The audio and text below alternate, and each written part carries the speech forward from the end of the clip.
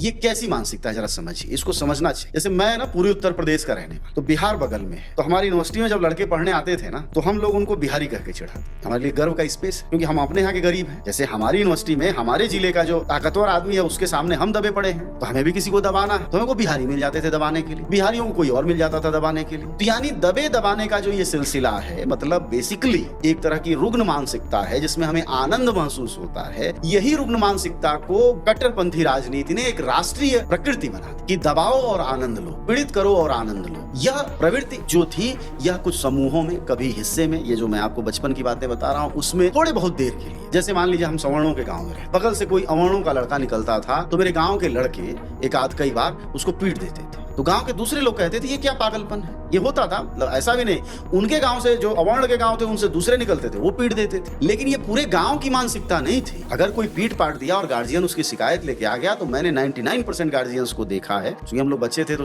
रहते थे आसपास, वो खूब मारते थे अपने बच्चों कि तुमने ये क्यों किया। लेकिन अब तो दूसरी स्थिति आ गई कि गांव का गांव, जिले का जिले, इलाका का इलाका, राज्य का राज्य पागलपन की मानसिकता में नफरत को लगातार पोष पाल रहा है और उसमें आनंद महसूस कर रहा है। दलित दूल्हा घोड़ी नहीं चढ़ पा रहा, पूरा गांव लगा हुआ है। हाँ। बटालियन पुलिस की लगाई जा रही है उसको दूल्हा बन के निकलने के लिए। और आप सोचिए कि इस तकनीक ने और इस समाज विकास का जो क्रम है, उस समाज विकास के क्रम ने समाज को यहाँ खड़ा कर दिया है कि हर आदमी को अपना एक शोषक चाहिए नीचे, उसको उसमें आनंद आता है एक्सप्लॉइट करने। एक्सप्लॉइट करने।